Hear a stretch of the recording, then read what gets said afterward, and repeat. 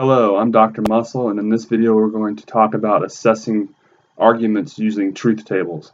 And I'm going to try to kind of kill two birds with one stone by also discussing those common argument patterns that the authors alluded to in the textbook as well.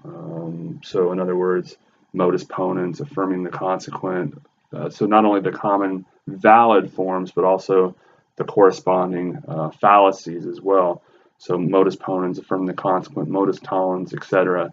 And what the plan of attack is, I'm going to go through each of these in turn, sort of show you what the basic form, and then give you examples, and then show you what the truth table looks like and kind of how you work with the truth table to figure out the validity of an argument, to decide whether or not it is in fact valid or invalid. Okay, so without further ado, let's go ahead and dive right in. Like I mentioned, I want to work with the very common argument patterns that they referenced in the textbook. So we'll start with what's known as modus ponens. This is such a common argumentative pattern that it actually has a name, right? This is very, very common. Anything that fits this form, as the authors pointed out, is going to be deemed valid, because this form, no matter what's substituted for these variables, is always a valid form of argumentation. Okay, so you could substitute anything you want in for these variables, and whatever results, as long as you're consistent in plugging things in for these variables, what results is always going to be a valid argument. So this is again known as modus ponens, and I put affirming the consequent to the side here because that's the corresponding fallacy that is often thought to be a valid argument when it's not, but it's thought to be valid because it so closely mirrors modus ponens. But we'll see there's a very slight difference, and that's all that it takes to make this form of argumentation invalid. No matter what you plug in over here, it's always going to be an invalid form of argumentation. So let's start with the modus ponens. Okay, the form of this argument is if P then Q. Okay, premise 2 then is P, right? We're told, okay, P is the case. And then the conclusion simply is the consequent of the original conditional in the premise, right, Q. So again, we're told if P then Q for premise 1, then we're told for premise 2, P, which was the antecedent of the conditional. So then the conclusion is that the consequence is going to follow, that Q will be the case. So let me give you an example. I always think it's beneficial to map up actual examples onto these underlying forms. So here's what an actual modus ponens argument would sound like, and it makes intuitive sense if you just listen to what's being said. Premise 1, if it's a cat, it's an animal. Premise 2, it is a cat. So the conclusion then is, it's an animal. Now, when we're asking ourselves intuitively what needs to be the case, again, to render this a valid argument, right? We need to ask ourselves, if I assume all these premises are true, does the conclusion have to be the case? So if I assume that if it's a cat, it's an animal is true, and that it's a cat, right, does it have to be the case then that it's an animal? And it does, right? Because you're told that if it's a cat, right, it'll also be an animal, okay, given the first premise. So if that first premise is true and it's a cat, well then it's got to be the case that it's an animal, given the way a conditional works. Okay, so you can again substitute anything you want into or onto this form, right, and whatever you produce is going to be valid, assuming that again you are consistent in plugging things in for the P and Q, right? So you could say something like, if he's a Patriots fan, then he loves Tom Brady. Premise 2, he's a Patriots fan. Conclusion, he loves Tom Brady. That's going to be valid, right? Assuming those premises are true, that conclusion will have to be the case. So real quick, let's go ahead and see how that works, right? So some of your homework problems require you to use the truth table method to figure out whether or not an argument is valid or not, right? So let's go ahead and see how that works then, right? So actually, I should use C and A because that corresponds to cat and animal, and that was our example. So let's go ahead and do C and A for cat and animal. Okay. So, all right, we have our reference columns, right, which always reference the original claim variables without any logical operations or symbols involved. So I've changed this to, if it's a C, then it's A. It is a C, therefore it's A, right? And that is actually the logical notation for this sort of average, everyday, ordinary expression of the argument, right? If we were to translate that into the logical notation we've been talking about in the previous videos, this is what it's going to look like, right? So here we have our argument, okay, and we want to put that then into a truth table to then be able to look at all the possible combinations of truth values to decide or determine whether or not there are going to be any instances, possible combinations, wherein both the premises are true and the conclusion is false, right? Because that's what we need to find to be able to say that that's an invalid argument. If we can't find a single row in the truth table corresponding to the argument where both the premises are true and the conclusion is false, if we can't find such a row, then the argument's valid. Okay, and my guess is, since we already know, right, that this is always going to be a valid form of argumentation, that we're not going to be able to find such a row. But let's find out, right? So the reference columns, C and A, again, as we've talked about in previous videos, the far left one's always going to consist of the first two rows being true, and then false, false. And then the next one over, true, false, true, false. All that's left, right, because our second premise and our conclusion are basically the reference columns, right? They're just the claim variables themselves. And notice how I've clearly indicated that here, right? Premise 2 is this column, okay, and the conclusion is this column. All that's left then is to go ahead and create a new column for that symbolization that's involved in the conditional, right? If C, then A, okay, and that's going to be our first premise, okay? So again, when is a conditional false? If and only if the antecedent, the first thing, is true, and the consequent, the second thing, is false. Okay, so here we have C is true, but A in this row is also true. So the conditional as a whole is true. What about this row? The antecedent's true, but ding, ding, ding, ding, the consequent is false. So here we have an instance where the conditional as a whole is false because the antecedent's true and the consequent is false. Okay, and then the third and fourth rows, anytime that antecedent's false, okay, we can't say that that conditional is false, right? Because to say that it's false, the antecedent has to be true, and then the consequent has to be false, right? So anytime the antecedent is false, we already know right off the bat, right, that the conditional is going to be true. Okay, so true, true there. So we only had one instance or one row where the conditional turned out to be false, and that was when C was true and A was false.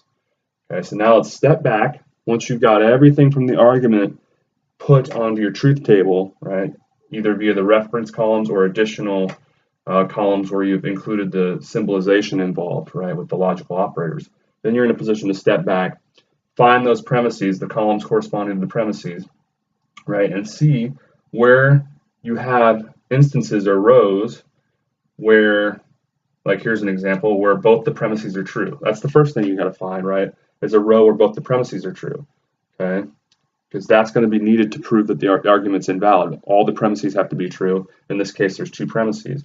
You've got to find rows where both those premises are true. Okay, here they are, they're both true, but the conclusion is also true. So this row does not render the argument invalid. Yeah, both the premises are true, but so is the conclusion. We need to find a row where both the premises are true, and yet the conclusion is false. So this one checked out. It's not going to show that the argument's invalid. This row, both the premises aren't true, right? So it can't show that the argument's invalid. Same thing here, because we have premise 2 is false in this one, and same thing in the last one, the fourth premise is false. So, or sorry, in the fourth row, the second premise is again false.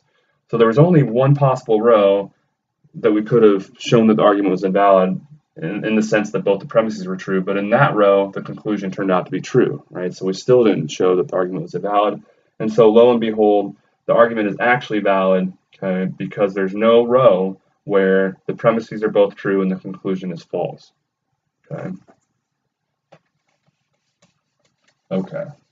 Let's turn our attention now to a very closely related form of argumentation, but we have a very subtle difference here, and that's all that's needed to then, as I mentioned earlier, render the entire argument invalid.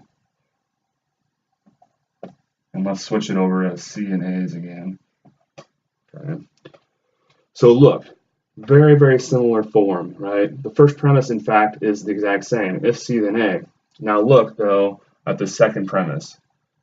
This time, though, we're affirming the consequent, right? We're saying the consequent of that original conditional is also true, right? So assume this is true and assume this is true, then they want you to infer that this is going to be the case. That's always going to be an invalid form of argumentation. It's always going to be possible to assume these are true, and yet this can still be false. Okay, let me give you an example. One that I think, again, intuitively sort of sounds invalid, right? If you really think about what's being said. Premise 1, if it's a cat, it's an animal. Premise 2, it's an animal. The conclusion then is it's a cat, right? No, that doesn't have to follow, right? We're being told something about, look, what will happen if it's a cat, not about something that will follow if it's an animal, right? So just knowing this doesn't mean it's going to be a cat, okay? So let's see via the truth table why this is invalid or how this is also invalid. So we'll start with C and A again as our basic reference columns. True, true, false, false. And then true, false, true, false. Okay. And so we already have our second premise. Premise 2 is here on the A, right? And then the conclusion is also up there, this column. Okay, so we clearly indicate that. And then all that's left is to, again, put that conditional in here. If C, then A. So now we need to go ahead and find the truth value in every row for this conditional. Okay, antecedent's true here. Consequence also true, so it'll be true. Here we have an example where yeah, that's correct. So here we have an example where the antecedent is true, but the consequent is false. So that would render the conditional false. Okay, and the third and fourth rows, just like the last table we were dealing with, the antecedent is false in both circumstances or both rows. So the conditional itself as a whole will be rendered true. Okay. So now we have our first premise drawn up here. So we can step back and we can analyze the validity of this form of argumentation or this argument, right? So again, this is the logical notation representing, right? It's logically, truth functionally equivalent to what was expressed here. Okay? This is always going to be, true when this is true, and this is always going to be false when this is false. Okay? That's what it means again to be truth functionally equivalent. Okay, so we've represented this argument with this underlying form, right, the logical notation here. So let's step back and see if we find any rows, right, any scenarios where both the premises are true and the conclusion is false. Well, here, the very first row, we have an instance where both premises are true, okay, but the conclusion also turns out to be true. So this will not render the argument invalid, okay. So it checks, it's fine there. Here, both the premises are false, so we don't have an instance where both premises are true. What about this third row? Well, they're both true, and ding, ding, ding, ding, the conclusion turns out to be false. So here we have a scenario where this argument will turn out to be invalid, right? Where we can assume the premises are true. Look what happens. We assume the premises are true, and it can still be the case the conclusion is false. Okay, and I want you in your homework, on the quiz, etc., to very clearly indicate on your truth table, what row or rows, right, indicate that the argument's invalid. And so those will be the rows where the premises are all true and the conclusion is false. Okay, now the fourth row, not all the premises are true, so that fourth row is not going to indicate an invalid argument, but the third row does, right? So when C is false and A is true, right, when we plug those truth values in for C and A, the whole argument, right, itself will turn out to be invalid, right? We'll get true premises when we do that, and we'll get a false conclusion. Okay. So there's the truth table indicating why, right, affirming the consequent is an invalid form of argumentation. Okay, so that's modus ponens and affirming the consequent. Let's move on to what is arguably the second most common argumentative form that you'll encounter, and that's what's known as modus tollens.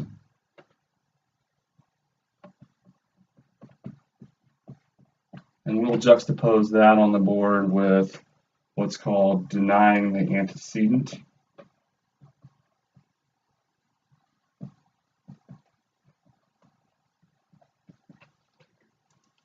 Okay, so like I did before, I'm going to go ahead and put the basic forms up here and then an example. So it again starts with a conditional, if P then Q, and then we're told it's not the case that Q, right? And so then the inference is, right, that we can conclude it's not the case that P. Okay, let me put up a quick example here. It's actually very similar to the previous example. Oops, I was going to use C and A again. Keep forgetting that. So, because this will better correspond to the example I use. So if it's a cat, it's an animal, it's not an animal, and so the conclusion will be it's not a cat. Okay, and again, if you just think about it on the face of things, that sounds like it would be the case, right? That assuming those premises are true, that conclusion would be the case, right? If it's a cat, it's an animal. So we're told, look, if it's a cat, it has to be an animal. Then we're told it's not an animal, right? So it couldn't be a cat. That's the conclusion, right? It couldn't be a cat because if it was a cat, it would have had to have been an animal. And in premise 2, we're told it wasn't an animal. Okay, so it should sort of intuitively make sense, and that makes sense because it's a valid underlying form of argumentation, right? Known as commonly as modus tollens. Now on the flip side, we have a very similar looking but slightly different form of argumentation that, given the slight difference, turns out to be invalid at all times.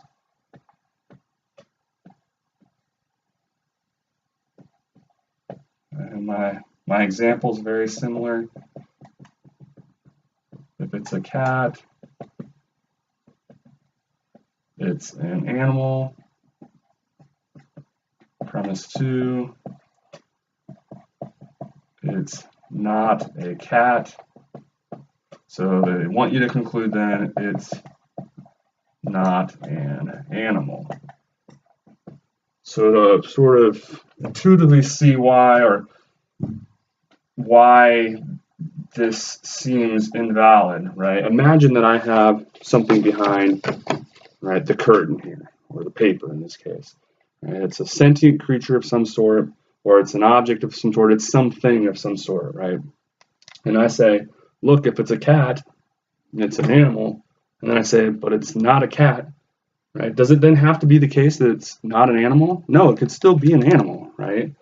We were just told that if it was a cat, it would have to be an animal, right? So just negating the fact that it's a cat doesn't mean that it can't still be an animal, right?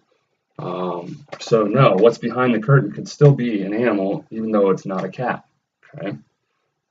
So again, it doesn't matter what argument you choose, right? If its underlying form is this, which is the case here, it will always be invalid, okay?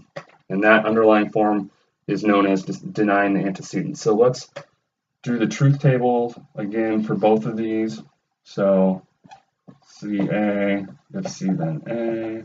Actually, let's do this. So these are a little bit more involved, if you notice, because we also have negations, right? So our reference columns aren't going to be enough, right? Our reference columns plus one other column isn't going to be enough, right? We're actually going to have more columns in these truth tables in order to depict all the premises and the conclusion. So we'll start again as usual, true, true, false, false. And then true, false, true, false. And now I'll go ahead and do the negations we need. All right, let's go ahead and get our second premise up there. So not the case that A. That's, as we learned in a prior video, always just going to be the opposite truth value of A. Right, so when A is true, not the case that A is going to be false. When it's false, this is going to be true, and so on. Okay, and that was our second premise, so we want to clearly indicate that. Then we will go ahead and get our conclusion up there. It's not the case that C. So same thing, when C is true, then not the case that C is going to be false. So both of these are going to be false, these first two. And then when it's false that C, well, then it's true that it's not the case that C. Okay. So that was our conclusion. We want to clearly indicate that at the top of the truth table. Okay. And then finally, we'll go ahead and put that conditional in there, which was our first premise. Okay. If C, then A. So we'll go all the way back over to the left here. We need a true antecedent and a false consequent in order to put a false value here, right? Well, these first two are both true, but in this first row, right, the A or the consequent is still true, so that's true. But in this second row, right, the antecedent's true and the consequent is false, so here we would put a false value. Okay, and then the third and fourth rows, once again, the conditional is going to be true in each instance because the antecedent is false, right? So anytime the antecedent is false in a conditional, the conditional itself is, as a whole, rendered true. Okay. So now we're in a position to step back and assess the validity of this argument. Okay, so we want to locate the premises, find out if we have any cases or scenarios, possible combinations of truth values, wherein both premises are true. The first row, they're not both true. The second row, they're not both true. The third row, they're not both true. We only have one row where both premises are true. It's the last row. And in that one row, the conclusion also turns out to be true. So we didn't find a single row where the premises were both true and the conclusion was false, which is what we need to find to determine that the argument's invalid. Since we didn't find such a row, right, we know that that argument is valid. Okay. Now let's go over here and do denying the antecedent. It's going to be very similar. True, true, false, false. So we need the same sort of rows, not, oops, true, false, not C. That is our second premise. Again, it's imperative that you're always as clear as possible. You keep things neat and clear. Where's my second premise? It's right here. It's this column. So not the case that C is always the opposite truth value of C itself.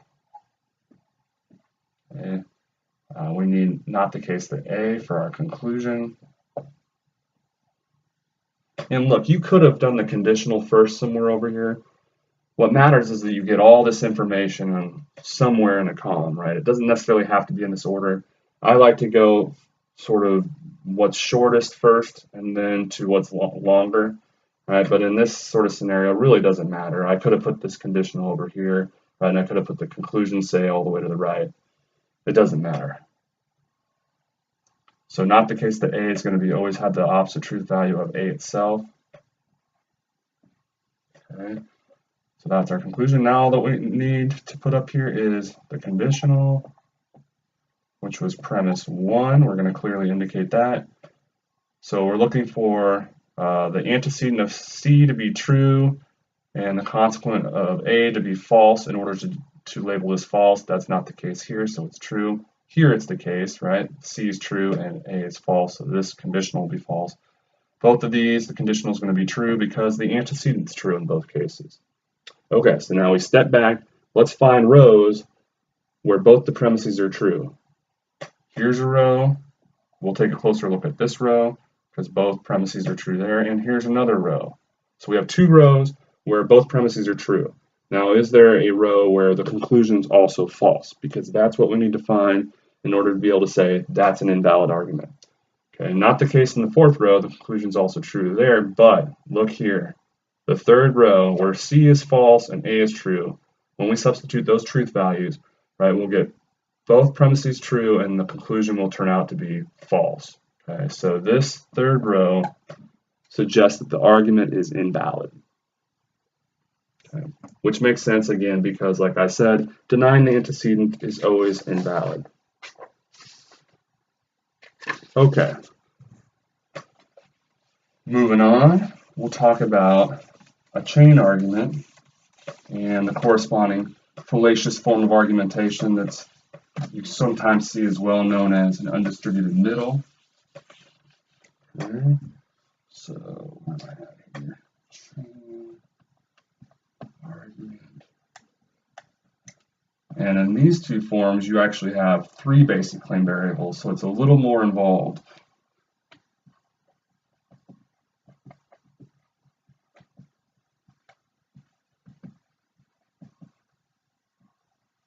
Okay, so the way a chain argument works is you've got premise 1, if P then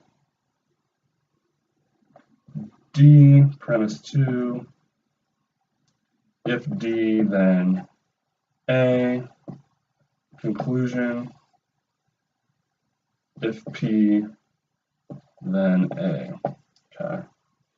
So again, this is a valid form of argumentation. No matter what argument you're confronted with, if the underlying form consists of this, what's known as a chain argument, then it's going to be valid. Okay, and let me give you an example. Premise 1, if it's a poodle, it's a dog. Premise 2, if it's a dog, it's an animal. Conclusion, if it's a poodle, it's an animal. Okay. Let's go ahead, before we get to undistributed middle, let's go ahead and just map out the truth table for this one, because it is a little bit more involved, and so while it's fresh in our minds, I want to go ahead and put it up here. So we have three different basic claim variables this time, right? So we have P, D, A, also stands for something else, interestingly. Okay. Now we have 8 rows, right? 3 different claim variables. True, true, true, true, false, false, false, false. So I want to stay neat here. I'm going to go ahead and draw lines over.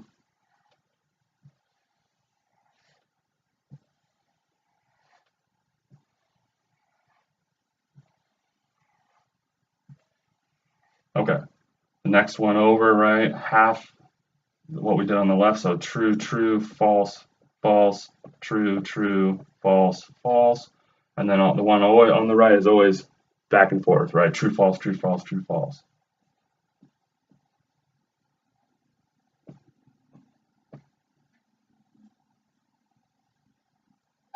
Okay, so we've got our basic reference columns over there representing the basic claims, okay, but none of our premises or columns, or sorry, none of our premises or the conclusion are just these basic claim variables. Instead, they're all conditional. So we'll need 3 different columns still, 3 new columns, okay, to the right of the reference column. So let's go ahead and just do these in order. We'll do premise 1 first. So if P, then D. This is premise 1, okay.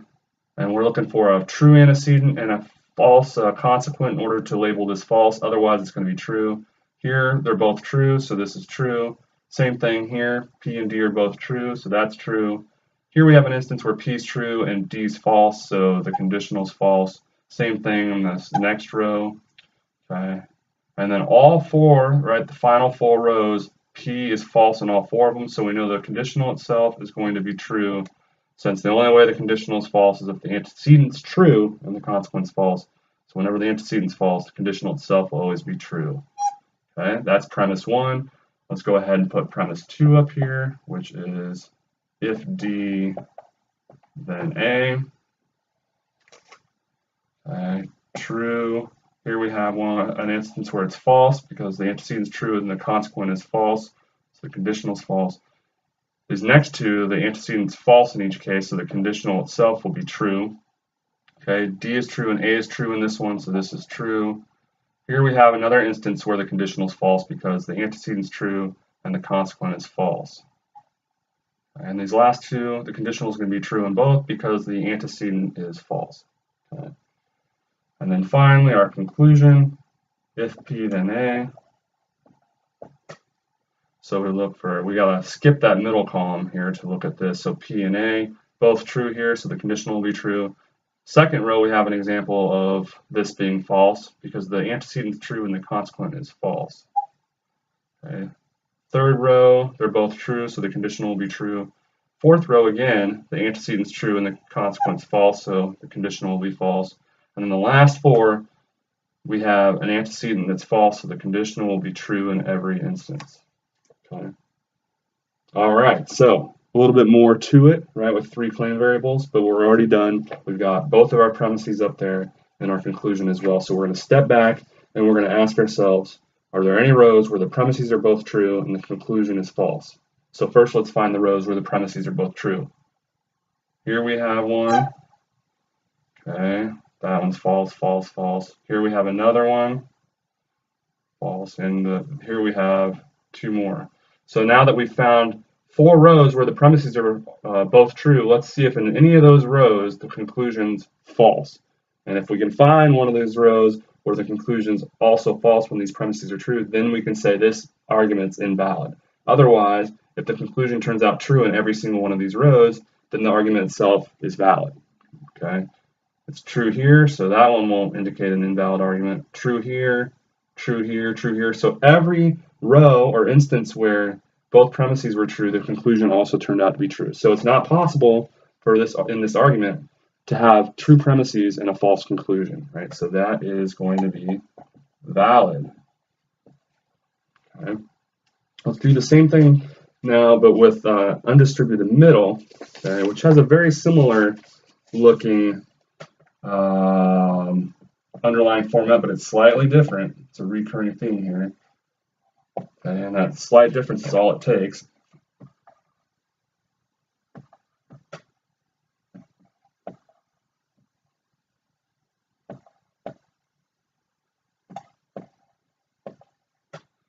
Okay, this is always going to be an invalid form of argumentation. Okay, whenever you come across an argument that has this for its underlying form, always invalid. Okay, let me give you an example. If it's a cat, it's an animal. Premise 2, if it's a dog, it's an animal. Conclusion, if it's a cat, it's a dog. Now this intuitively just sounds crazy, right? It sounds invalid. Okay, but sometimes I'm here to tell you that sometimes the argument you can find, you'll come across arguments that have this for an underlying form, but they sound much more convincing. Okay, but this would be an analogous argument to those more convincing arguments, and they're all invalid because they share this underlying invalid argumentative form. Okay, so this reads like this: premise 1, if it's a cat, it's an animal. Premise 2, if it's a dog, it's an animal. They want you to conclude from that if it's a cat, it's a dog. I don't think so. Okay, so let's go ahead and create the truth table for this. Again, we have 3 different basic claim variables, C, D, and A. So we will need 3 different reference columns and ultimately 8 rows for this truth table.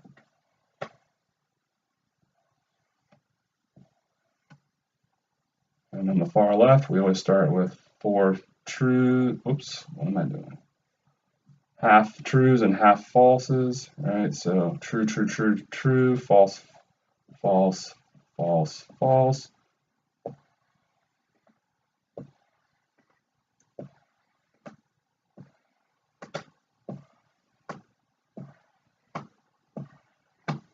Okay, and then half that, so true, true, false, false, true, true, false, false. And then every other one, right, for that third one, true, false, true, false, true, false, true, false. And I meant to keep reiterating this as I've been doing truth tables and using 1s and 0s for true and false. I only mentioned it once in the one video. I think it's a great practice instead of T's and F's, right, to use 1s and 0s, 1 for true, 0 for false, because it's much clearer than these T's and F's, which can oftentimes look very similar. Okay? So if you missed that part, this might all seem kind of strange, right? Seeing these ones and zeros. Hopefully it now makes sense. Okay, so we have our basic reference columns.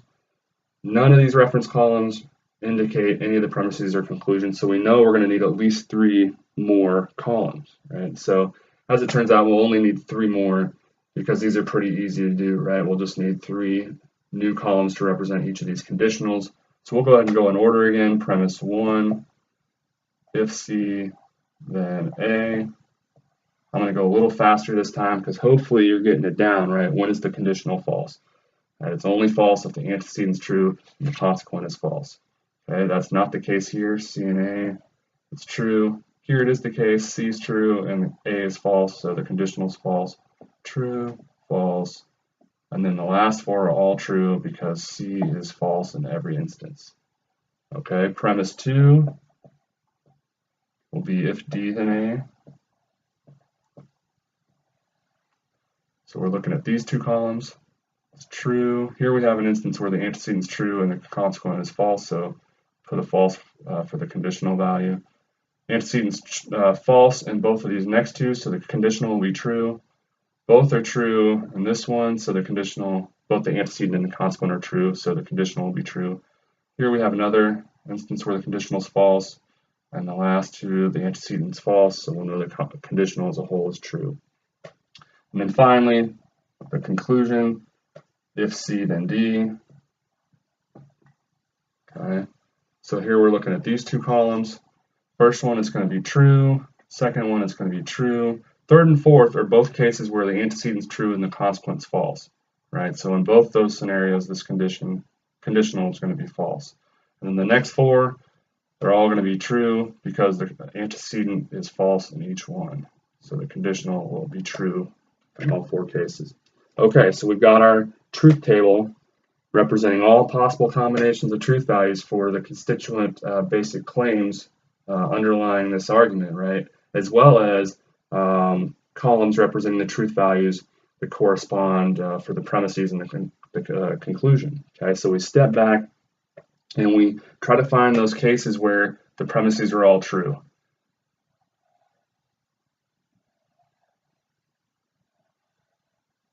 Okay, so it looks like we have 1, 2, 3, 4, 5 suspects.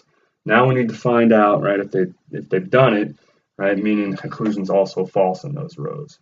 Nope, it's true here, so that's fine. Aha, we found our suspect, right? Here, this row indicates that this argument is invalid because it's possible for the premises to be true and the conclusion to still be false. Okay, this row is fine, this row is fine, and this row is fine. So we found one row. Right, but that's all it takes. All it takes is, one instance where the premises can be true and the conclusion is false. So when C is true and A is true and D is false, plug all those truth values in up here, the premises will be true and the conclusion will turn out to be false. So this will be labeled invalid. Okay. So hopefully going through those very common argumentative forms and also their corresponding invalid fallacious forms, you found helpful. We got some practice in, working with those truth tables and using the truth tables then to decide or determine when the argument's invalid or when it's valid, right? We're looking for columns representing our premises where those columns were both true in a particular row and the conclusion was false, right? And then we would label the argument invalid. But if we couldn't find a single row in our truth table where the premises were true, right, and the conclusion was false, well, then it's valid. Okay. I want to take a minute or 2 here real quickly to talk about the short truth table method. I'm not going to say a lot about this, and I actually prefer that you use the long truth table for the most part, that method, and actually insist on it in some of the homework exercises where I think the authors left it open to you, and I said, no, you need to do the long truth table method. But I do want to kind of go through it real quick to show you kind of how it works. So let's go back to affirming the consequent. If P and Q, Q, P.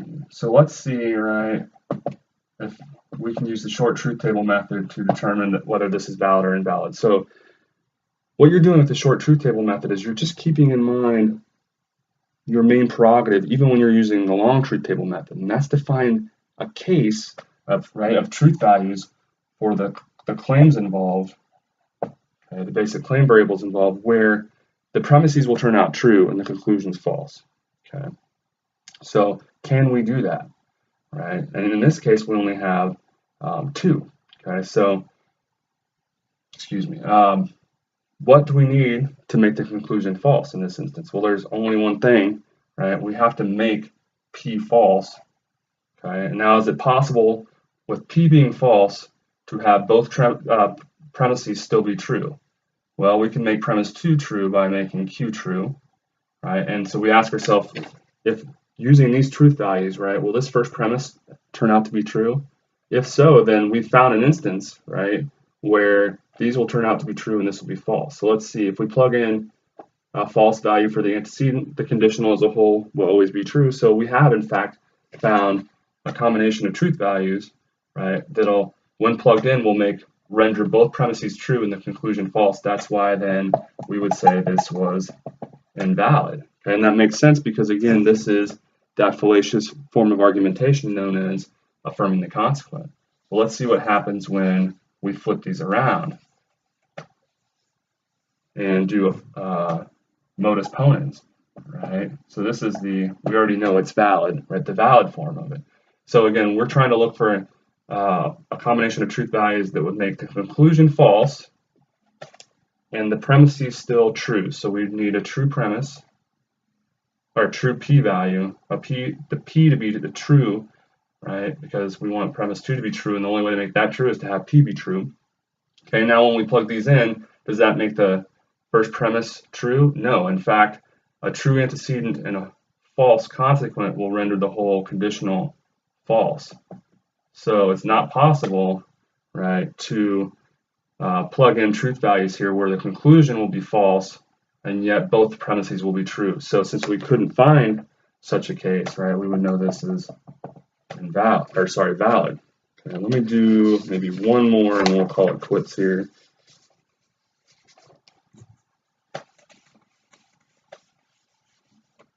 Let's go back to this.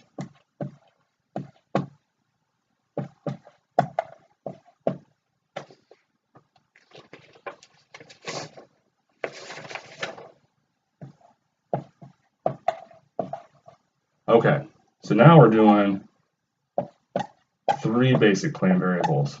Okay, what do we need to plug in for the truth values of these basic claim variables to yield a false conclusion? Well, there's only one thing we can do, right? The antecedent will have to be true and the consequent will have to be false, right? Because that's the only way to make a conditional false. There's only one way to do it, okay? This has to be true and this has to be false. So let's see then if we can still, right, so we've turned this into a false conclusion, right? Let's see, using those truth values, if it's possible to make both premises true, okay? Well, here, with a P of a T, or is a truth value for P, right? Then this, if we want to make this true, Q is going to have to also be true, right? Otherwise, if Q is false, then the whole conditional will be false. And we're trying to make both premises true to show that it's possible to have all the premises true and the conclusion false. Okay, well, we can still do that, right? We just need to make sure Q is true. So let's see, so we've made that true. All right, let's make sure that premise 2 can still be true using all these truth values we've already had to determine, okay? So R is false. Okay, well, that's good because we know that with the false antecedent, the conditional itself is going to be true, right? So lo and behold, we found a combination of truth values for the basic claim variables wherein it's going to be the case that the premises are both true and the conclusion is false. So we would know then that this argumentative form, right, and this whatever argument is being represented by this logical notation is invalid. And that makes sense because this is, again, the undistributed middle, that common fallacious form of argumentation. Okay, so what we've done is we've gone through and talked about assessing arguments using the truth table method. Right, I've gone through and discussed the most common forms of argumentation, both the valid forms and also some invalid forms. And we've given examples for all of them and discussed their truth tables and tried to show you, right, how you would work through the truth table and then to see why they're in fact valid or why they're in fact invalid. And then we spent a few minutes here discussing the short truth table method as well. So hopefully you found this video helpful as usual, and good luck with everything as we progress through the semester.